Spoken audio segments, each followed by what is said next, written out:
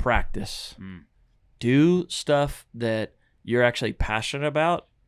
I've produced over 3,000 pieces of content with our company. You've been a part of a lot of those.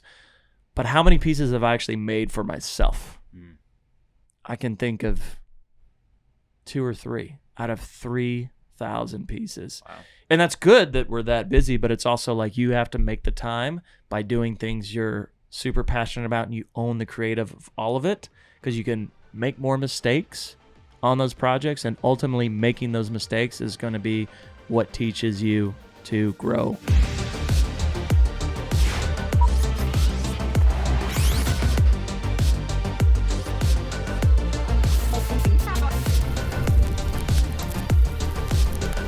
Welcome back to another episode of the Rough Cut Club. I am your host, Joey Nicotra, here today on the Rough Cut Club, where we talk all things the art and business of filmmaking for freelancers. And I'm in the studio today with somebody who is not new around here. They have been a guest since day one, and I'm excited to dig into their story today. But today's episode is all about meeting your co-host. We did a recent episode where we get to meet your host and kind of dive into some of my story and some of what has led me to where I'm at today. And now we are flipping the tables on our co-host, Mr. Shane Reitzammer. So Shane, welcome to the studio, bro. Man, thanks so much. I'm glad to be a guest and the co-host on this show. I love it. I have no idea what we're talking about, so I'm a little unprepared, but I'm ready to all good. Into it, brother. It's all good. Yeah, I didn't prep him on any of these questions in advance, but just a little on Shane. Shane is an Emmy-nominated, award-winning director, producer, serial entrepreneur, founder, and CEO of the incredibly successful company CinemaStory Productions, father of 2 and husband to a lovely bride, Kirsten, and business partner to the most handsome man in Dallas, along with the greatest bartender to ever work at Rooster's Roadhouse in Denton, Texas, the man they call Shane. Dude. Wow. How'd you like that intro? That was great. Yeah, Kirsten's going to love the shout out. Shout out Kaya and Parker too. Man, and Rooster's Roadhouse even got a plug. Dude, Rooster's Roadhouse will forever be known by the handiwork you did there. How long did you work there again? Man, I think I started in 2009, I believe, and I worked there until I think 2012. Wow. So I had started CinemaStory in 2010, but I went full-time 2012 when I left the Roadhouse. The Roadhouse. That's Roadhouse. So funny. Well, dude, I was doing the math before I started this episode, and I was like, we started working together in 2017, which means we're like 2 years and change away from a 10-year anniversary of just hanging out and making films together. We haven't crazy. Killed each other yet. We haven't killed each other yet. We've come close a couple times. A couple of times, and sometimes very recently, we're going. We'll get into that, I'm sure, on this episode. Yeah. Well, bro, before we start this episode, man, I just want to say that I have been fortunate enough in life to have, a handful of mentors in many arenas of life, in every arena that I feel like is important to grow in. I have been fortunate enough, whether that is faith, finances, career, whatever. I've been fortunate enough to have a lot of mentors, but you have definitely been one of the more impactful mentors to me in my journey, and I wouldn't be where I'm at today, so I'm excited to dive into your story, man. Dude, I appreciate that so much, man. I've loved watching you grow, and also the mentee becoming a mentor to many others and just leading the way for some stellar content, cinematography, and even business partnerships that we're in the middle of it. So I appreciate it, and back to you. Thank you, man. Appreciate that as well. Well, before you were the decorated and confident filmmaker that you were today with all of your Emmy noms and awards and whatnot, take me back to high school, man. I want to know, like, going back to your early years, what led you to getting into filmmaking? What were you doing, like, in your early days, man? Tell me about Shane back in 1943. Okay, 1984. So, it started before high school. I always grew up watching loved watching movies with my dad, with my mom. My dad would let me, like my mom would be at a conference or somewhere and we'd watch like war movies, like the old, this is the old black and white World War II movies that were too graphic or action packed, back then. Spaghetti Westerns, grew up on, The Good, the Bad, and the Ugly, movies like that. Again, and that just built up this love of storytelling and cinematography. And then high school, or even pre-high school, another influence was my mom. I actually got to bring this up because she was always that person with a camera in her hand, either a video camera, which was like the VHS that you wore on your shoulder, like the cassette, and it was like a 2-part system, or photography. And so I actually thought it was pretty annoying, like in high school and stuff, because she was always pose for a picture and like, let's put this on camera. But I grew to understand how important it was, and the love of like watching those things back, right? And I didn't really focus on like the documentary aspect, but I think that was being shaped in my childhood from my mom, while the cinematography, storytelling was kind of the movie influence from both of my parents, but my father. And then in high school, I was buying the same stuff. I was buying mini DV or Super 8, and then it was not mini. Mini Super 8, all of that. So Digital 8, that's what it was. And buying those cameras because me and my buddies wanted to start documenting our crazy stunts that we would do, whether it be like, skateboarding or jumping in a shopping basket and being stupid in, the local Walmart or grocery store, just, dumb high school stuff. In fact, we loved the show Jackass, and so we, created the PG version called Dumb Ass. Still not very PG now that I say that on this podcast. Sorry, Mom. But we created that, and we would go out and just goof around, make stupid videos, and we thought it was a blast. On top of that, I had a couple buddies that really wanted to create cinema, and I was in that group as well. So you kind of had the goofball, crazy guys, and then we had the let's make art. And so we shot a couple of short films that never saw the light of day. But there's footage on tapes that I need to pull up and look at. But those are fond memories, man, of actually, kind of not loving all the cameras and video in your face, but then realizing how important it is. And now, my father passed a couple of years ago. So being able to go back and look at that, and even just seeing yourself grow up, and now that I have kids and I see tendencies and, character animations for myself that I see now in my children, personalities. And so I think the documentary part became even more apparent in my career as I moved into college. But we didn't get there yet, so I'm staying in high school for you. Dude, that's so awesome, man. I love that. And it's funny, the image you painted of your mom was exactly how my mom was. She was always the documentarian who had like the dinosaur freaking just beast of a camera that she would carry around, and it had the eyepiece that she would look through on Christmas morning. They look like the real cinematographers, man. Dude, bro. Yeah, I'm gonna try to find them. We gotta find pictures of our moms. I know, with that gear on. Hopefully, our father took a picture. Right? It's gotta exist. That's a nice Mother's Day post. That's right there, awesome, buddy. Man. Yeah, I would definitely say I got a taste of having like a mom cinematographer as like an influence in my early days, and I would get so annoyed when she would always break the camera out. Yeah, like, Mom, not another photo. All my friends are over. No, and now I go, oh man, I wish I had more photos of my buddies. That's like so Mom funny, was dude. right, bro. Dude, and what's crazy is we would do the. Like Jackass was massively popular when I was in junior high, and we would go do that stuff without a camera. We didn't even have a camera, and we were like running shopping carts into curbs, and like one of my buddies broke his collarbone, and no footage of it because we were just like, that was what you did back then for whatever stupid reason. We probably broke some bones, damaged some cars, some public property. All of it, man. Some of that footage will never see the light of day. That's funny. We probably would have been friends even 10 years prior. Oh, yeah. I'll push you around in a shopping cart. I love it. Well, bro, so were some of the first videos that you ever made, like those home videos with your buddies? Like, what was the first video you ever did, like not client work, like the very first one? Man, I'd have to think. I want to say...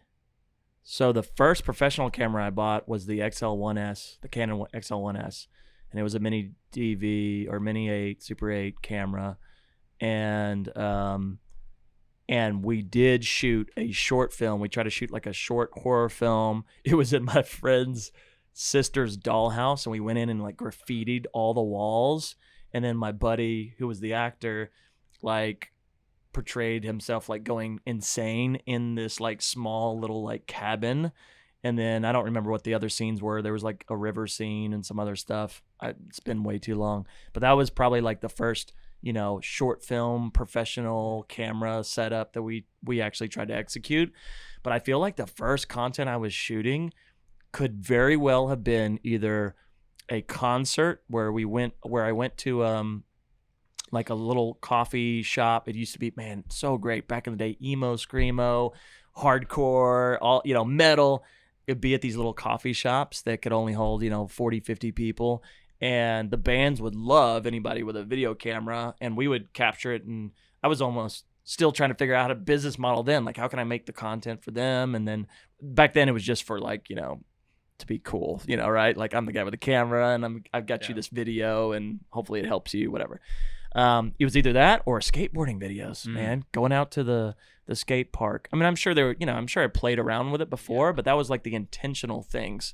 And then shortly after that, I'm sure dumbass, videos came out and we started, messing around and just really recording everything. And then it was documentary stuff. So it was like, we'd go on spring break, a spring break trip with the boys, and we would just film all that. I mean, this is pre-iPhone that, like we didn't have cameras in our pockets. I know. Right? So it was like, you would have the little disposable cameras, right? The little like, have 35 millimeter, you roll them up and you got to take them to Walgreens. So we'd have those on trips and the little camcorder. And that was the only thing you had to document and remember those trips, or, being goofy kids. And so, yeah, I think those are the earliest projects that I can remember. Again, this was like 20 plus years ago. Yeah, dude, I will say that while I'm very grateful to have grown up like in the time frame that I did, I think one of the things that I'm saddened by most is the fact that we didn't have as easy of access to recording, like taking pictures and videos as a kid. And like you had to invest in a camera and like buy mini DV tape or like mini DVDs or whatever. But I really wish that I had more videos of that time frame, which I think kids in this generation will have, just because there were so many fond memories that like I'll never remember. Only exist up here and only for a short period of time. That's right. Until somebody unlocks it and says, "Oh, you remember when we did that?" Yeah, and you're like kind of. Yeah. Like big picture wise, maybe. Yeah. But yeah. Anyway, don't you think too? What I find is really interesting is you had to be, and we've talked about this on other podcasts, where you had to be so intentional about it. And so I think that's even changed the art form of filmmaking, because now you can shoot 1,000 takes, 100%. and you've got enough media cards, and it's really about right, whose time are you wasting on set, right? Right. And can you do that? And back then, or even like, doing the personal side, it was like there were so many fun times that happened. We're like, oh, go grab the camera. We gotta. And we're like, we're never going to land that trick again, or like this crazy thing, or, this reaction. You don't get that time, where it's so quick now with cell phones. And I'm loving it from being a parent now. Yeah.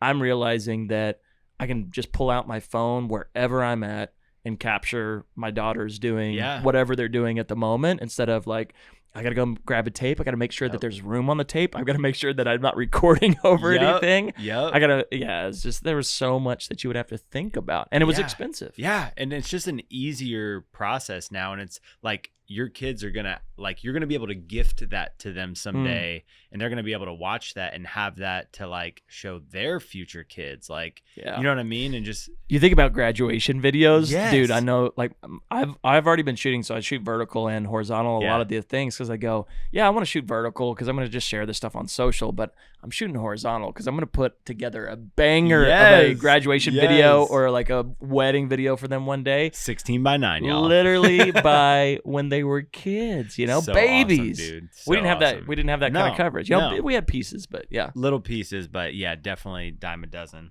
Bro, give me like 3 movies in no specific order that you feel like that really made an impact on you, or that you really like. I know we did an episode on like movies, but I want like 3 different movies that people may not know that you actually really enjoyed growing up, or that made an influence on you. You know, And this would be growing up, so pre-college. yeah. Okay. Yeah. I think I said this on the other episode, but Good, Bad, and the Ugly was definitely an eye-opener to see Westerns shot in a different way, in an economical way. You know, they call them spaghetti Westerns. Yeah. I can't remember the director's name right now, but, you know, it was done differently. There was dramatic, intense showdowns. And then you had Clint Eastwood, you know, just being Clint Eastwood, staring into the camera with a cigarette in his mouth. Great stuff. The next would probably be this. I mean, I was older. This was, you know, Saving Private Ryan. I can't remember exactly when that came out, but I remember the storytelling in that and the perspective of, you know, how they showed different scenes, and even like looking down the barrel of a German's gun, like towards the, you know, the heroes that you have just been watching, like storming the beach. It showed me like, yeah, do film differently. Like there's other ways to showcase scenes and make people feel certain ways while they're watching that film. Yeah. And I think that was really important. And then I don't really have a third, but I'm just going to say, I think we talked about this on the other episode, but musicals in general, I think had such a big impact.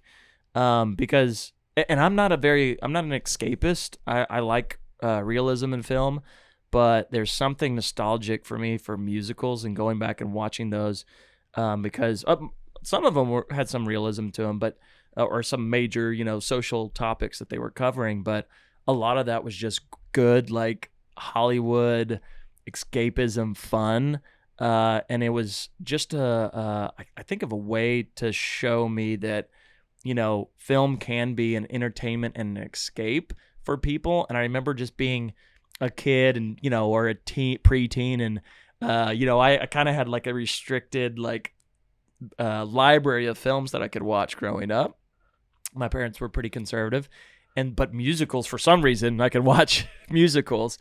And so a lot of that, I think, influenced rhythm and pacing and storytelling, and even just understanding that escapism is an important part of the apparatus of filmmaking. That's good, dude. I really, really like that. Do you have a guilty pleasure movie too, though, that you would be, that nobody knows deep down you like? That's one of the cheesy rom-coms. That's something that nobody knows that Shane actually likes. Because it's super easy to say, oh yeah, Saving Private Ryan, but I want to hear the hard answer. No, so I like, like I've said, I like Manchester by the Sea. I like, Light of My Life. Like I like these movies that like make you sad or feel, or there's a meaning behind it. But I don't know if this, I mean, most people probably just enjoy these films, but I feel like I really like the Mission Impossible like series. He's a Tom Cruise guy. And I also like the James Bond series. Nice. So I don't know, like I just like like they're action packed. There's mystery to it. There's all these, escape and chase scenes and, gadgets and stuff. And so I can get behind those films. Can't convince the wife to watch them. So it's like kind of like I gotta watch this while she's, not watching a show. Yeah. I feel like that would be it.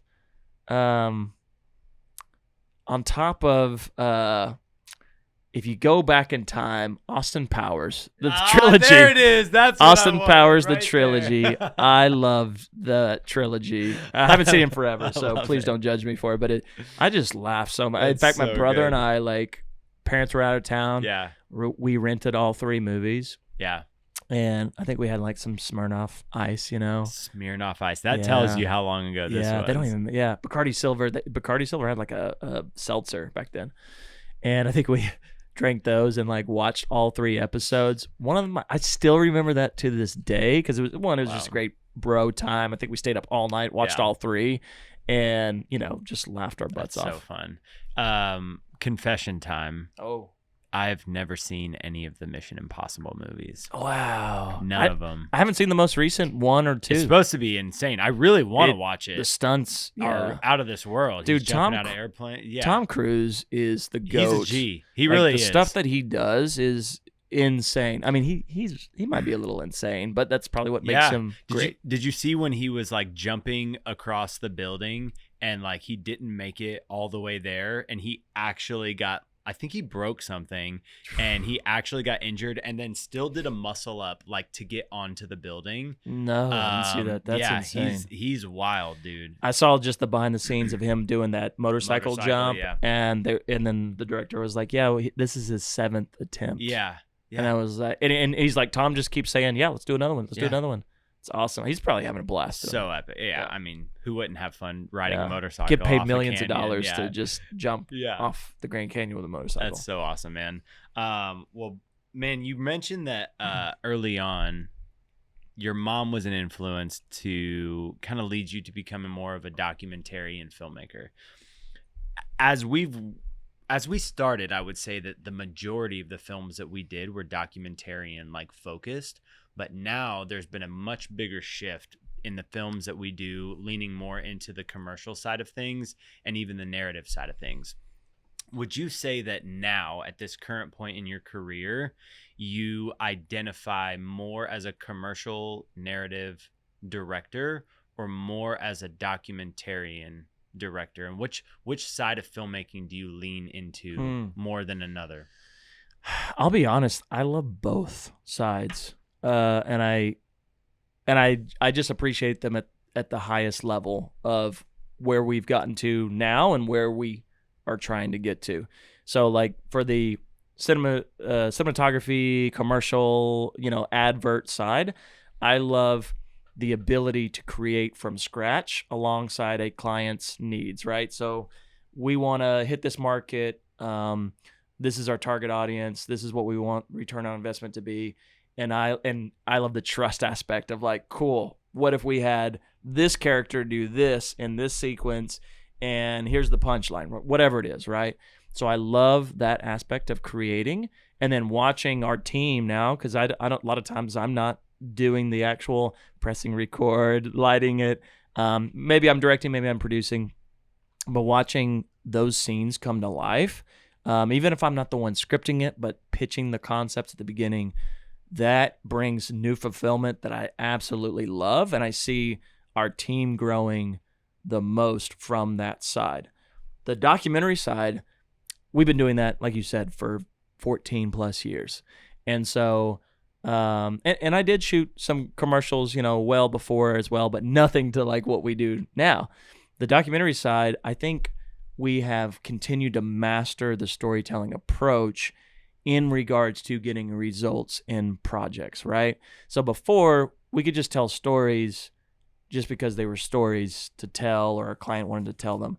And now we're able to really manipulate the edit and the story of mechanism to drive an action in the viewer. And we've seen that because of the awards or the impressions or video views or the viralness of a video, or the press pickups. And so that to me is also super exciting. And because I'm a realist, or I like realism in film, I love documentaries. In fact, on the commercial side, I think the best commercial scripts that I have been a part of or pitches that I've helped come up with are based on true stories. And then you just embellish them like crazy to make it even better. But I love the realism of sitting down, getting to the heart of a story in an interview, and then creating, how do we create this cinematically so it's not just a talking head video, right? Because I'm all about the viewer retention and making it a experience for the viewer. So how do we create something that's not boring? And so, man, I'm 50-50. I'm on both sides, and I see value for both depending on what the client needs. From pure enjoyment of making film, when I get to direct and you get to DP and we get to make something that's commercial and scripted, that's heaven, right? That's so fun. But what we haven't done is a documentary like that. True. If you think about it, if we've done that for hundreds, thousands of clients, but we haven't made one on our own for because we wanted to do it, the story to be told. True. So I want to explore that and see if there is an equal enjoyment of being on those sets because we have that creative power and control. Man, it's funny you bring that up because I've actually had several like documentary spec like projects that are strictly passion projects that I have written down right now for like ideas that are on my list of ideas I'll probably never get to, but want to get to. But I do agree that like, I think just making a documentary for the sake of, ownership in it is something that I would be wildly interested to do. But going back to the 50-50 split on there, I will say that, my roots and foundation as a filmmaker is rooted in documentary filmmaking. All of the event recaps that you start out doing, all of the storytelling, even weddings that you're doing, like you're documenting events that'll only happen one time, and then you're pulling the story out on the day. Right. And I feel like the reps that I got in my early years as a documentary filmmaker to find the story on the day has made me a much quicker and sharper commercial filmmaker nowadays, because I'm so used to being able to execute the story quickly, and it's made me sharper and faster, I feel like, as a DP and a storyteller. Whereas people that start on the narrative side and they're used to the slow paced and the time for all the decisions, I feel like the transition to documentary film work is much harder than it is for the documentary filmmaker to go into the narrative field. That's my thoughts on it. 100%. I've seen it over and over and over again. When even with you and sending you out on weddings and recaps and all that stuff, it makes you a stronger filmmaker in general to be able to cross over on both sides. For sure. And of course, there's a lot of stuff you have to learn on the narrative side Totally. that we had to learn, and it is different. But I do see the crossover the other way a little bit more difficult, even when we have feature narrative producers, and they're like, yeah, it's I can produce commercial, and it is very similar. But there's different odds at stake. There's different stakeholders. There's different policies with the stakeholders. Even an advert compared to a narrative feature film or short film or episodic content, totally different animal. Totally. We're talking marketing and entertainment. It's totally different. And so there are commonalities of viewer engagement, keeping them hooked with the story and with the cinematics. But they're just totally different beasts when you build them on the back end and on set, whether you're producing or part of the crew. Bro, you mentioned something else earlier on. You started talking about the team and how much fulfillment it brings you to watch the team, bring stuff to life. Let's talk about CinemaStory for a second, because I want to, for those that don't know, give me a little bit of backstory as to how CinemaStory came about. And, when it first came about, it was much smaller than it is now. It's grown into a way bigger beast than you probably ever anticipated it to grow into, if I'm guessing. I'm sure you hoped, but I'm sure that if you said, hey, this is what it'll look like in X amount of years, you probably didn't picture it like it is today. So talk to me about like the early years and when it formed. We're only hey, first off, I'm a dreamer, so we're only halfway to where 100%. I think it's going to be, maybe a quarter. But you're right. I mean, at the very beginning, no idea, man. So CinemaStory was founded in 2010 by myself and my buddy at that time, business partner Ryan Killian. And we just formed an LLC. It was almost like an experiment. Like, can we build this? Like, can we do the legal paperwork? Can we make a organization? What would we do? And it kind of just sat for a bit. I was still, in the restaurant industry at that time. Back then, yeah, it was more just like, yeah, me and my buddy, we can make some videos together. What would that be like, right? Well, then I think later in 2010, 2011, I was doing some small corporate type video work. I actually started in corporate, like over 900 videos for eHow and livestrong.com. Do you still have trauma from all those? I'm so thankful for that because one, I had a good mentor at the time that, got me into the DSLR game because I was a camcorder before, right? Wow. And so this guy got me into the DSLR game and kind of showed me the ropes of demand media, which ran all that content, but we were getting paid $35 a video, and that was to shoot and edit and produce all of it, right? I had my producer that would kind of set up the shoot, but I would shoot and then have to edit. You would shoot 10 videos in a day with one talent expert. So it's like a chef, you do 10 different recipes or whatever, you make these videos that are 2 to 3 minutes long. You'd go home, you'd edit those, so I could make $350, but it usually take you like 2 days, right? Shoot and edit. So I had to do I need to do 100 videos a month to make $3,500 to pay bills and keep investing in more equipment. I was upside down. Like I was, credit card debt, all that stuff, because I was buying gear so I could do more projects and get more efficient. But what that taught me was formulas and how to manage my time. Because it was like, if you don't manage your time, if you don't create a formula where you can do this quickly and to the quality, and you're not going to eat. Your electricity is not going to be on, and you got to stop buying equipment. So that was kind of the big outlet for me for probably, I think, a year or 2 years. I did over 900 videos for them. Partly why I then wanted to refound kind of CinemaStory in 2012 when I went full time. I was like, all right, there's got to be a better way to do this in the industry. I want to provide a better working place for crew members like myself, freelancers, because I was getting, never getting paid, delayed paid, all this stuff, hung out to dry. And then there were clients that were also getting hung out to dry with their content. Nothing was, done well. Even if my little piece was good, other pieces weren't.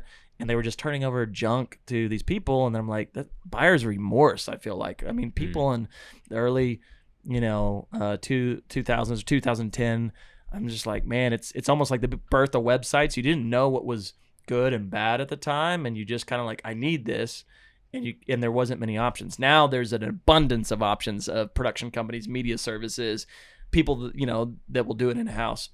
And now you can be picky and choose what you want. Fast forward to when I met you, right around 2015 to 16, I think, is when I really felt like it started to be a company, because I started to have more regular contractor employees. And then I started looking for more and more people. And then that's where my boy Joey Nicotra over here comes in. I had found some people before by posting on, different pages or groups or referrals. But I think I had been a part of this Facebook group. It was the Texas UNT alumni for radio, television, and film, which Joey at that time, I think I just graduated 2017. Yeah. And I had posted in there, I think, and I guess somebody had showed him the post, or you saw the post, but I met Joey up at a Starbucks. I think it was in Grapevine, perhaps. I think so. Yeah, and I was like, I'll go see this kid and let's see what, he's got. He showed me some of his videos. He had that Joey swagger, and we talked and stuff, and I think, I offered him like, all right, cool, like I need some second shooters, that kind of stuff. Yeah. How about you come? I think I was doing some church content at that time. So I think you started on a lot of Concord Church event coverage, conference coverage. And so I still remember one of the first times I was like, all right, I'm going to see what this guy's made of. Here I'm glide cam opping all this stuff back in the day. I'm doing like man on the street interviews. And so Joey's got his glide cam out and he's like mostly there in his mechanism. I'm like, dude, you know how to glide cam. A lot of people don't. A lot of people say they know how to, and then they're like holding it with two hands and like swinging it around. It's like, all right. And so I had you do a man on the street interview Actually, I was like, hey, you're going to watch me do this one. So I'm interviewing somebody in the conference, asking them a couple questions so that we could create a story content and, create a video. And then I'm like, all right, Joey, you're up. And he did the next one, and bro's over here acing it pretty much. And so I'm like, all right, cool. So that started to give me the confidence. So I want to say that you definitely were the first. I had, many contractors and employees before, but you were the first one that I realized that you had the leadership potential to like duplicate myself and even do it better, right? And so that was exciting to see that with you. And then from there, you and I helped grow a team of like-minded individuals with similar work ethic, and the ability to learn and adapt to the different types of filmmaking that we do, right? And I'm I'm a serial entrepreneur, as you said. So and even in film, we have multiple product lines. And so, whether it's like, oh, I know how to live stream, tech direct, or camera op, but I also know how to shoot a wedding, but I also know how to do event recaps. I could do a commercial film. Obviously, we've grown, so we've kind of honed in on a few of our favorite things. Not that we don't offer the other services, but we probably have 4 main pillars now at CinemaStory. Where we are today, literally just this past month, we got our first office/studio space. That's huge. Massive. It's huge for us because Joey and I actually talked about this in right before 2020. I was considering an office space. And COVID hit, and we're like, oh, I guess we dodged that bullet. Although I wish I would have got that lease lock right after COVID. It would have been way cheaper. And we finally got to the point where we realized, we have so many clients and so many projects and so much communication going on that the virtual world is too slow for us. And most people want to work remote and, not be tied to an office. But we go, I've been doing this for 14 years. You've been doing it for 8+ years. And it's like, no, we need to be in person. We can be more agile. We can adapt quickly to the changing needs of our clients. Plus, now we have a great studio and podcast space coming soon that we'll have to be able to create our own content. So this is probably one of the pivotal moments in CinemaStory, because eventually, we already create our own content. Like this podcast is a sub, of CinemaStory. We create content for our socials, and we created some spec shoots. But I think the studio represents not only a new product line and business, but it represents the opportunity to create more of our own content on our own time with a collaboration of team members that work with us. And so that to me is super exciting. Like I said, a dreamer, I see multiple CinemaStory locations and studios. I see, we got about probably 10 to 11 staffers now. We got a bunch of retainer contract workers, and then 1099 gig workers that we crew out, like our vetted 30 to 40 crew members that we can quickly reach out to scale up to any project need, right? We can run 4 or 5 projects at once. So that's a big change from being a solo entrepreneur in 2010 to 11, shooting, editing, producing for $35 a video, to a team of army of people that I truly believe are some of the best in DFW, that are also better than me in a lot of areas. So that's the biggest thing. If you're assembling a team, you want to find people that are better than you at things. And I love that each one of our team members have aspects of who they are that really shine through in the job that they do, and that they're their best at it. And I truly think people are the number one asset of a company. And at CinemaStory, I think we've been blessed. I pray that God sends us the right people. And, going back to you in 2017, and going back to all of the great people that we have gotten over the past 8 years together, we've really assembled a team of power players. But I want to say we're just getting started. I always say we're the oldest startup media company in DFW, because we've been around for 14 years, but I always feel like it's literally like day 2 of our existence. And that's how I want to live, because I always want us to be better. Dude, so awesome, man. It's fun to hear you even recap just like even some of that journey and process. I mean, it's a fond memory for me, definitely, to look back on those early years, but it's super cool to get a glimpse behind the curtain to see, how some of the companies that are up and running now, how they got their start and how they got their momentum.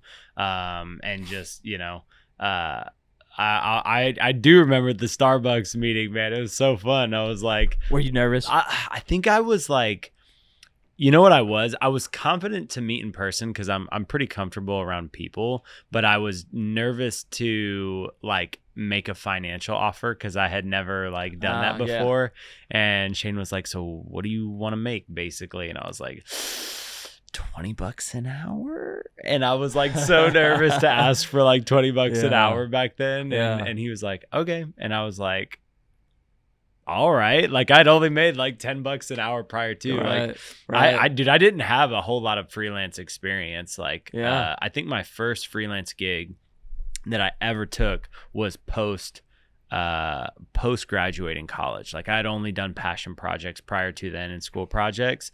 But I had done quite a few passion projects and was familiar, but was so not familiar with the world of like asking for money and like just the business side of stuff. And so definitely learned along the way there. But man, I will definitely say that I tell everyone this all the time, but as a freelancer, like finding a company like that is a growing production company is one of the best ways that you can get your start as a freelancer, because you're not out there fishing for every single contract all the time and having to learn so many things the hard way without any support system. And so for me, having the support system of CinemaStory was absolutely crucial in my trajectory as a filmmaker and where I'm at today. I get so jealous because I listen to that and it's so smart, and I didn't do that when I got out of school, and the opportunities weren't there. It was like go to TV, move out to LA or New York, or form your own company. Good luck, right? And there wasn't that many companies, and if there were, it was usually like, no shade because I'm almost 40 now, but there was like 50-year-old men, and they're shooting like these, super boring training videos, I thought. So I was like, that's not the business I want to be in, right? So, but I remember you told me that, and I was like, dude, that's so genius, and it's such a great opportunity now, because it was a hard come up. There was so much, and there still is. We have a team now that helps, but there's contracts, there's insurance, there's the marketing aspect, there's client retention, there's, HR. There's so much that goes into payroll. There's so much that goes into running a business and acquiring clients. And that's what I love about CinemaStory. One of the things was I wanted to create a space where artists could be artists. And because I had to do the business side for so long, that I think it stunted my growth as an artist, right? And so that's where I think I said, well, I got to do this. I can bring in other artists where they can grow and become an artist. But so many times, even to this day, when I get to direct, I have to remember, like, no, focus on the art. Don't worry about, let your AD worry about the run of day. Don't think about the producing, how we sold or pitched this project. Like, focus on the art and the story of this project with the goal in mind.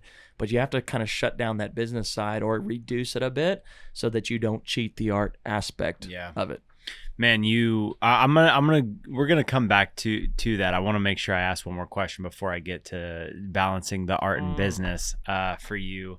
But you talked a lot about just your evolution as a filmmaker, going from the guy who did it all, that shot, edited, directed, produced, did all of it, to then forming a small company and then delegating that work out, and then focusing on just producing. Or really it was actually editing and then everything else. And then you let go of editing to do producing and directing. And now you've let go, you still produce quite a bit, but like you've actually in a lot of ways started letting go of directing to focus on producing, but still direct.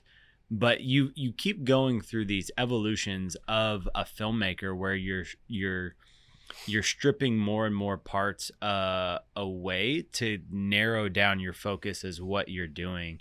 Talk to me a little bit about that evolutionary process that you've undergone and where you really feel like you're at now and heading into your, future filmmaking career? That's a great question, and you tell me the answer.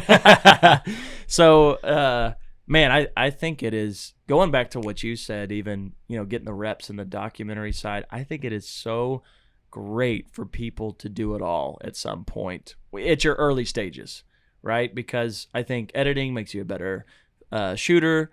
I think shooting can make you a better editor. Like, it all lines up. Even understanding the audio, the nuances of audio and how audio is being recorded and how it's going to sound in a room and what that's going to do to your edit or the feeling of that edit. Unless you have an AI plugin that will change the sound.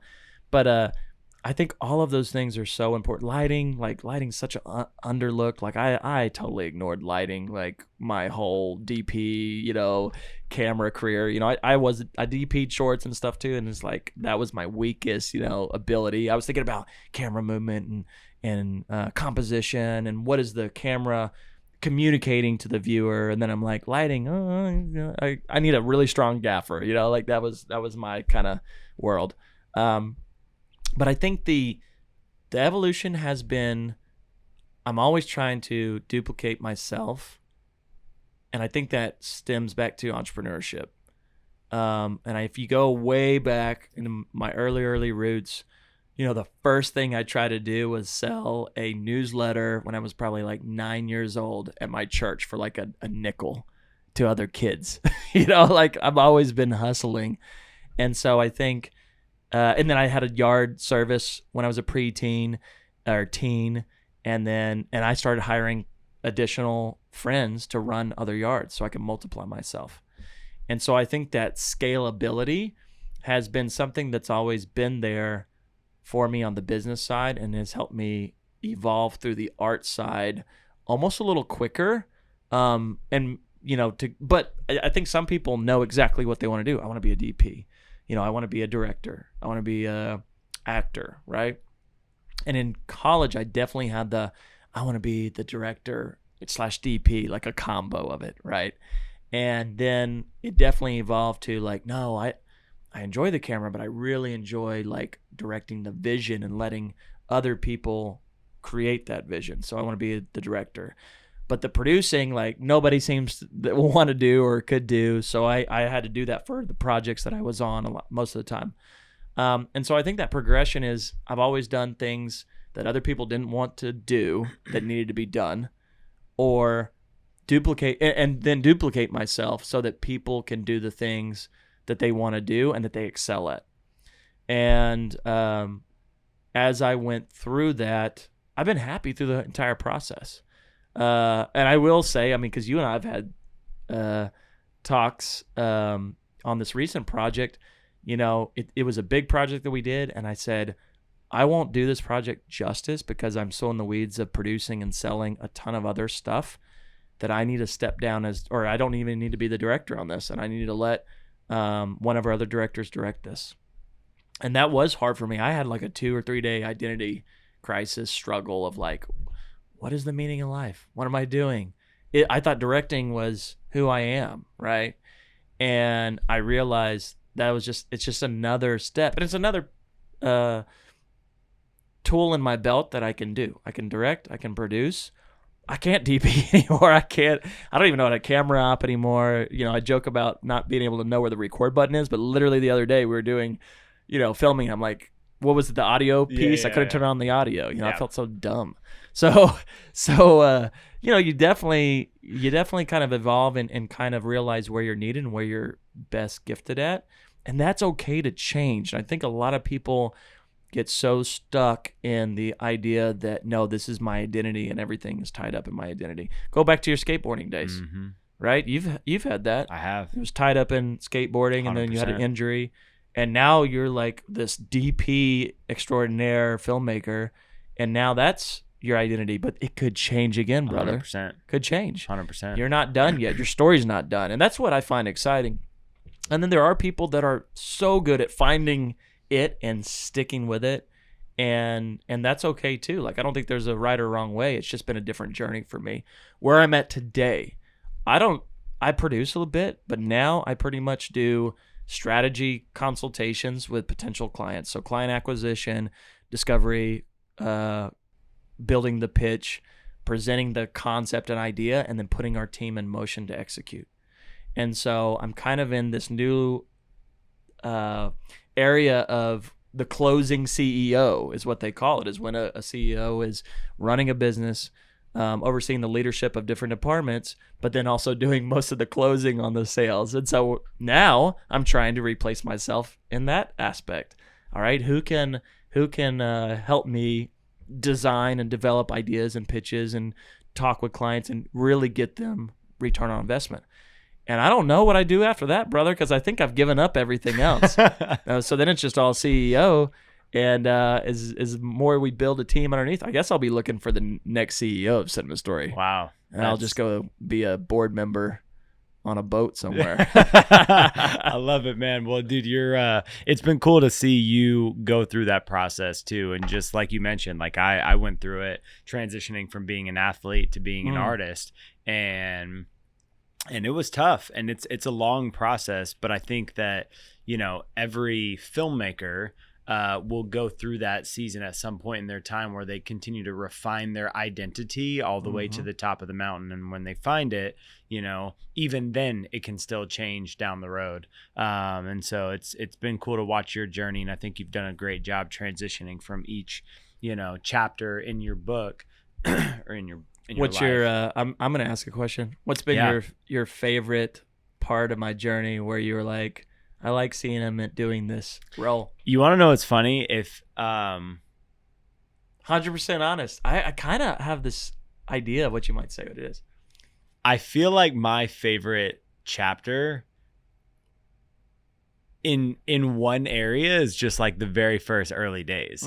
I don't know if that was what you were going to say, but it's like those days when it was like every time we'd get to set, you were mentoring me over stuff is like, it was just such a fun like time where I was growing and like we were hanging out. And I remember like once I got my like promotion to being like a lead DP that would go out on projects, you were like, we're not going to see each other on set as much from here on out. And I was like, dang. And like what's crazy is I've had to go through that with a bunch of our second shooters that like I've trained and developed, and then I've been like, you're now a lead, and I won't see you as much anymore now because you're gonna go do a bunch of these projects, and you've outgrown the second role basically. But I would say that outside of those early days, when you get to direct a project and I get to DP it, is when it's just like there's, it like I can read your mind, you can read my mind, and there's just a synchronicity there that I've never had with another director. Yeah,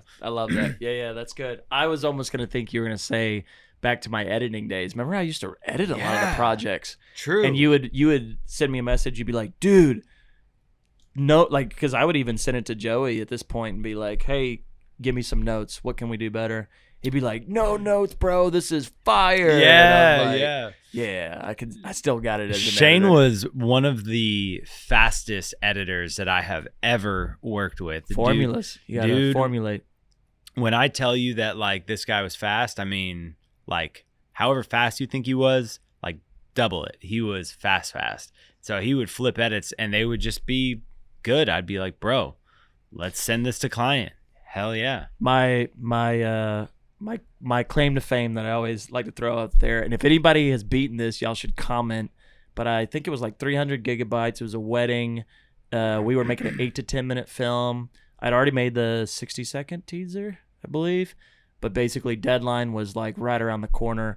I did that in like, I think it was about 18 hours. Yeah. And I just worked basically around the clock and just burned it out. Yeah. And it was one of those you were like, dude, this is fire. And I'm like, good, because I'm going to bed. Yeah. Well, and it wasn't just like let's lay this all down and like, music recap, like it was story like driven, creative, narrative, story driven with, effects and transitions. Right, and it was right. like, dude, this is crazy. And my thing is, you got to go through as an editor, like I'm huge on logging and understanding every single piece of asset. Now, there's quick ways to do it, scrub through all that stuff. But when I early on when we were hiring editors and when we would get content back, one of the biggest indicators that they weren't going to work for us long was when we were shooting the content. We were like, nope, I know that there is a fire shot. Why is it in this 100%. film? Whether it's a wedding or commercial or like, I know that there's a better take. You didn't watch all 5 takes, did you?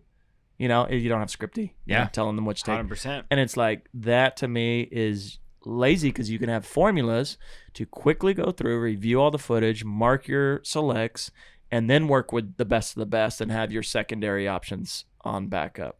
But anyways, I'll stop preaching about editing. It's that good. day's passed. I tried to edit something recently, I think personal project or something for my kids, or anyways, I struggled so You're rusty. hard. Dude. Rusty. Gotta shake the dust slow off. now, man. I'm looking up like hot keys. Hot keys again. I'm like, wait, what?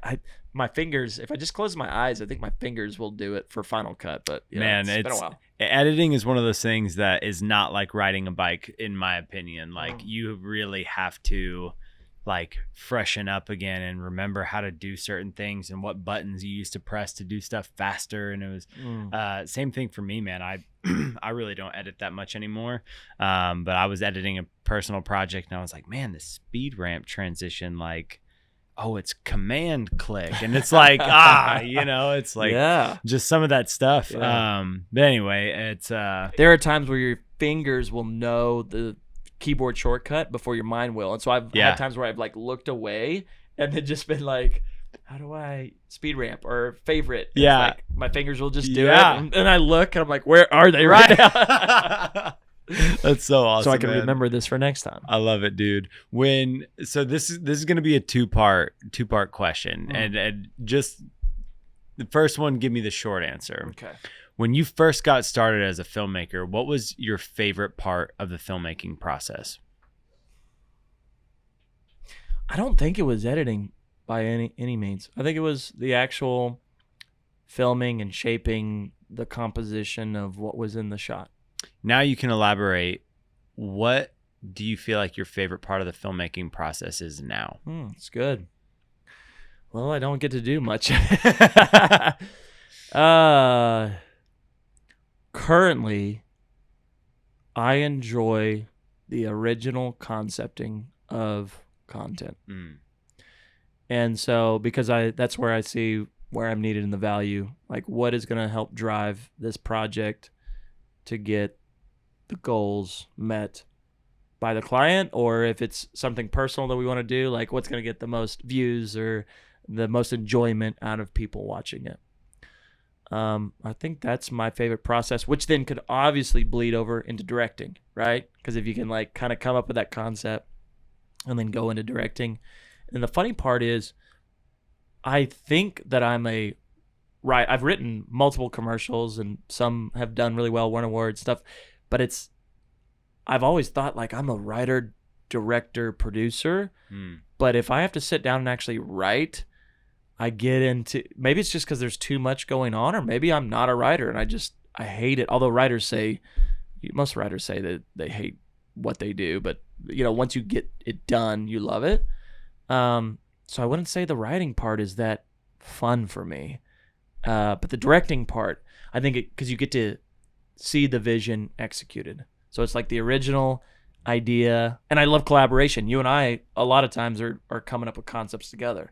A lot of our associate producers or other creatives will do roundtables and come up with concepts. So it's not just me, but it's like I enjoy that process, that idealization of a concept, and seeing it come to life, and everybody's little pieces come in, and even like seeing like, oh, dude, what I was thinking, I thought was so cool. You just 10x that, and like let's throw away that little piece that I had, right? Or vice versa. It's so fun.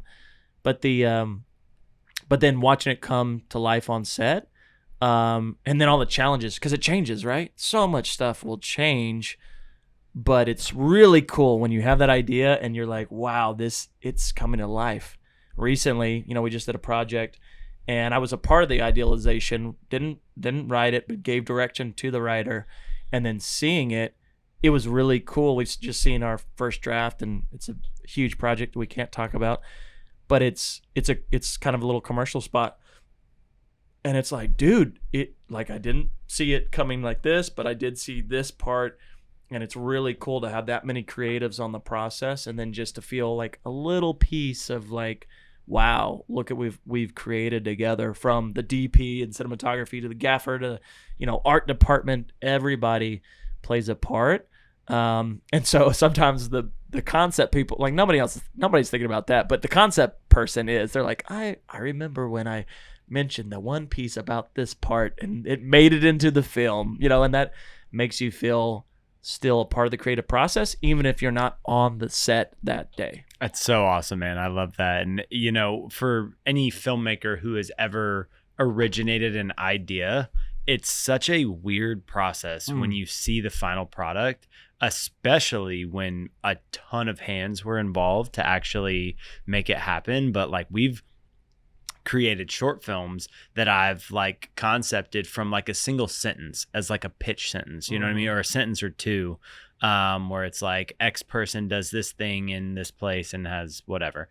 And then you see the final product and you're like, man, this started out as a sentence, like in a, like a single thought of like, wouldn't it be cool if, and then here it is. And it's like such a cool process that I am jealous that you get to experience that, because my job is taking a director's vision and bringing it to life and like giving it, energy and creativity, which I love. And that is my passion. But it would be so cool if all of those ideas were my original ideas, but they're not.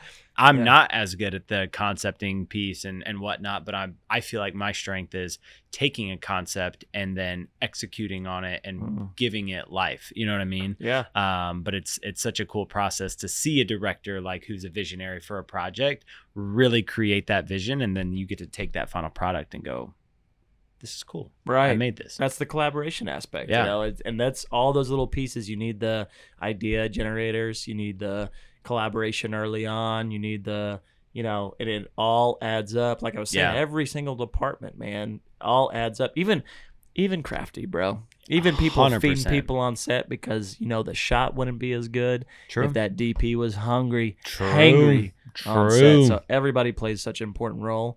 And that's why when we have projects, we do like the Cinnies at the end of the year where we celebrate people, and we celebrate not only individual people, but we celebrate projects, everyone that worked on that project, because it would literally not come together with, or be the same without all of those people on that project. Yeah. Man, you hinted at this earlier in the episode, but I know we've had conversations outside of the show, but I know that one of the biggest things that you struggle with is your love for building the business and your love for doing the art, for directing and producing and being on set. But also you have this call to a production company and a business that you have created that is also your baby. It's, all these projects you can be a director on, and they're my baby, they're my project, but like your company is your baby. You know what I mean?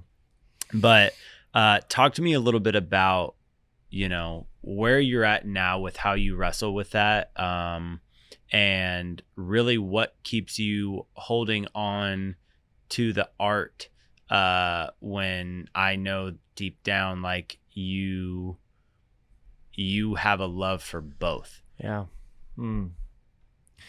Yeah, when you were saying that, I thought of a terrible way to explain it, but you're married to the business and you date the project. And so, there's that full-time commitment to the business. But in an interesting way, probably in a bad way, sometimes the business gets put on the back burner because you're dating the project. You have to focus a lot of attention to that project.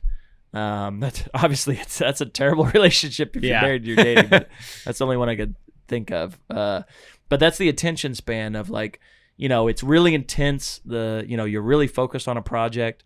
And so I am very passionate about those projects because it is a creative outlet for me, right? Whether it is just the idea generation or part of the scripting or the directing or even just producing, right? The creative producing or the logistical producing. Any part of that on a project is fulfilling for me. And seeing the outcome, and I enjoy seeing other people's success. So like the team coming together, putting that together, the client being stoked about the video, then hearing about the results of the video and how great it did for them, because I know they're going to come back and do another project, which then is good for the business, right? So the business side is like a more constant concentration on it, right? And that can be taxing because you're just the business side. There's a lot of not fun elements that come with that. There's a lot of hard decisions. There's budgeting, there's legal, there's HR decisions. Right now we're going through this growth phase, and it's like, man, I want to have everyone in office and like extend all the jobs, and but you live in a dream world. You got to be realistic and kind of be not only hard with yourself but hard as a business, and make you mitigate risk, right? And that's what you do as a CEO, a leader of a company. You have to mitigate risk, but you also have to be willing to take risk.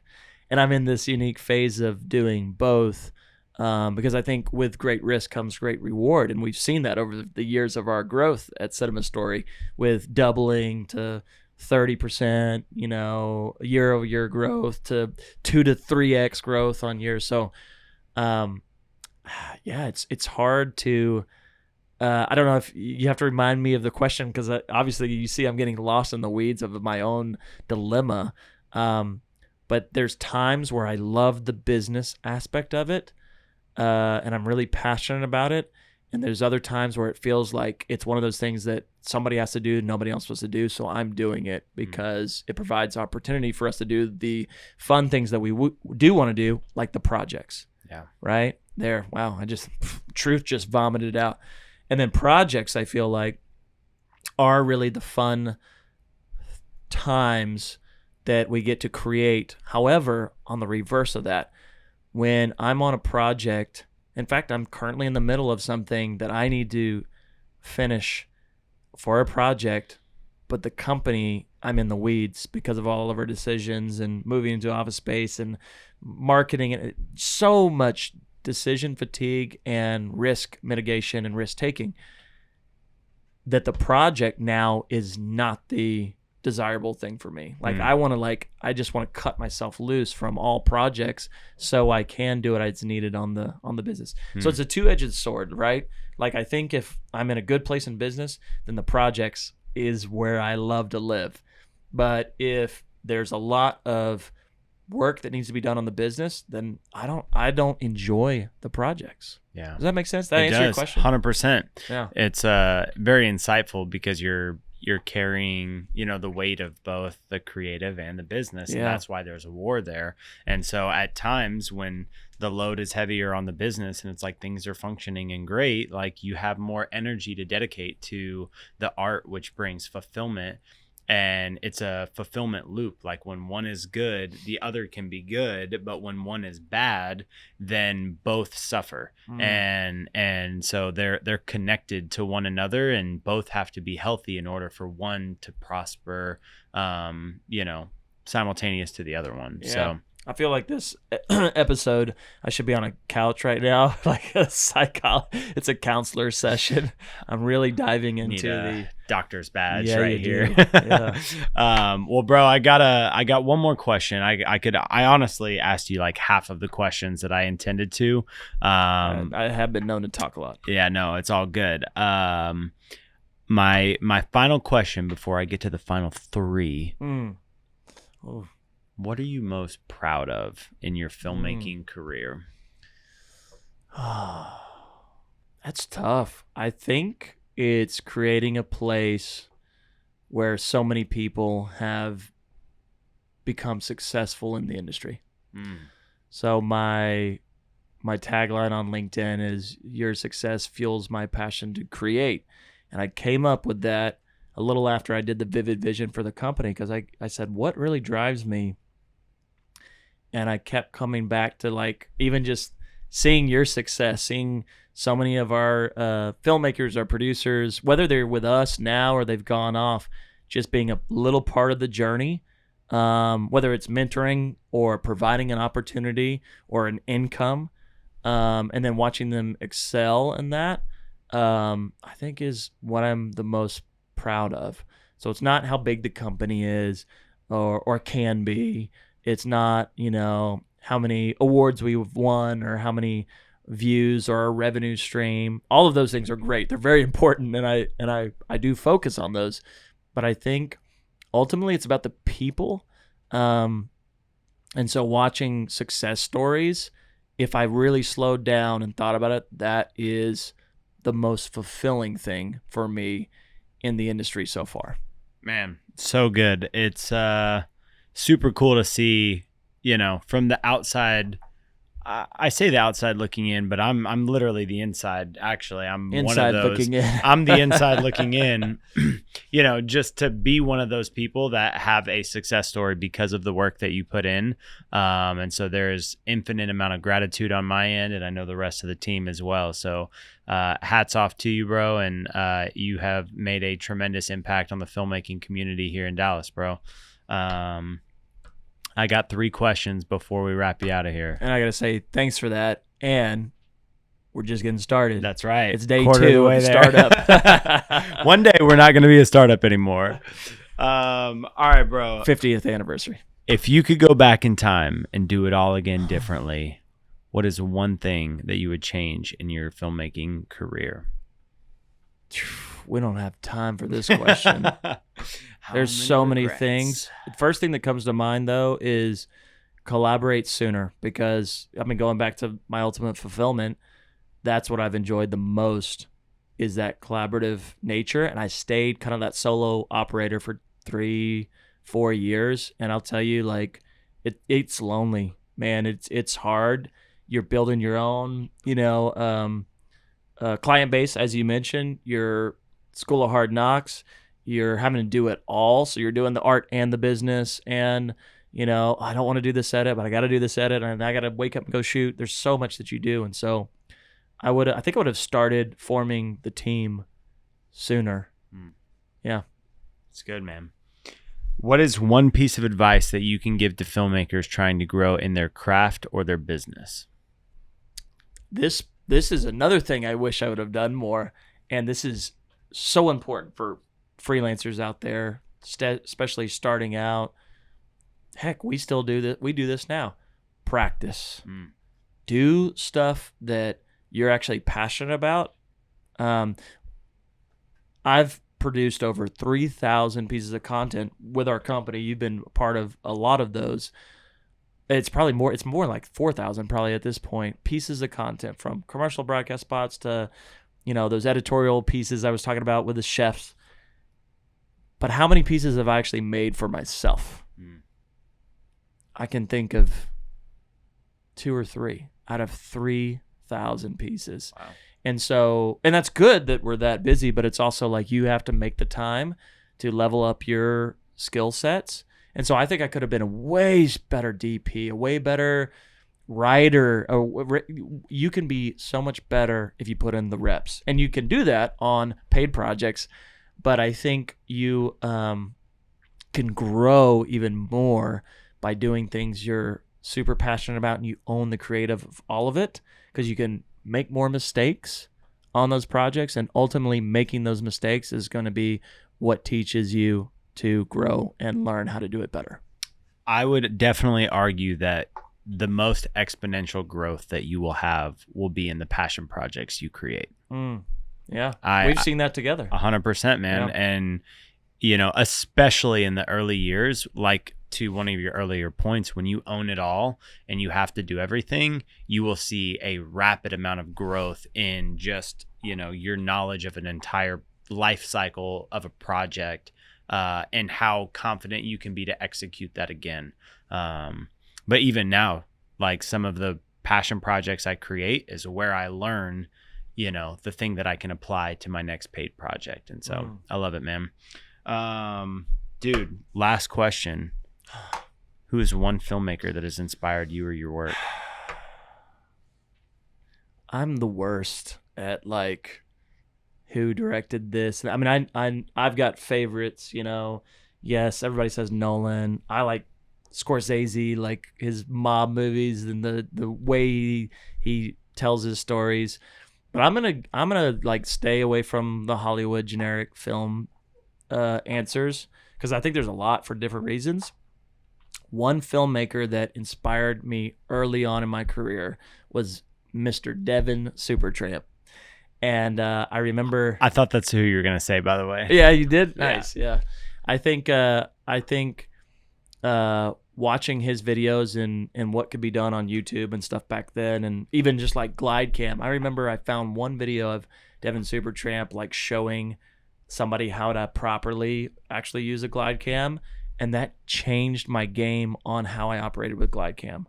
It's all about the touch, and in this video, and so, you know, and this is way early on, but I had been doing it, you know, wrong. I had, you know, watched other videos, tried to read up as much. There wasn't as much info back in the day, man. And I think Devin was one of the earlier ones who was putting out really fun content to watch, but then the behind the scenes content, which then kind of gave you the, oh man, like, yeah, they're exotic locations, but they have some of the same gear. Like I can do this. So it was inspiring to me to watch Devin kind of on his journey early on, make those videos and provide educational content to the community. And I think that's kind of what has inspired some of, you know, the podcasts and stuff, giving back to the community. A lot of our BTS stuff as well that we put out on our CinemaStory social handles.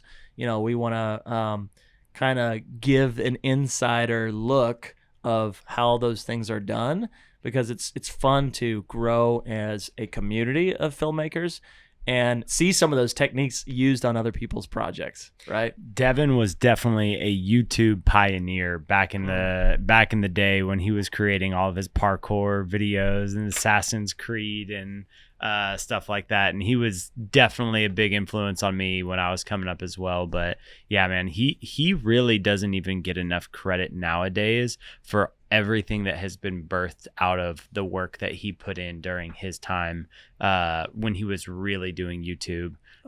Like he really, really inspired a lot of the people that have now, you know, gone on to do filmmaking education and just like the content and like even just pushing the craft into where like what's possible with the glide cam, and like was one of the first people I ever remember putting a red on a glide cam. Yeah, you know, he didn't even have a focus puller. He was just monitoring his distance, and it was like, it was cool, man. Devin's a goat. Yeah. Devin, we're coming for you on the podcast. Shout out Devin Graham. We got to get you on the pod. You know, love to have you in studio. That's right, man. Maybe we can fly him in. There you go. Dude, this has been a great episode, man. Always good to hear from you, and appreciate your wisdom, your years of mentorship, and man, just looking forward to dating the next project with you, man. Let's go. Love it, bro. Thanks again, man. Appreciate you.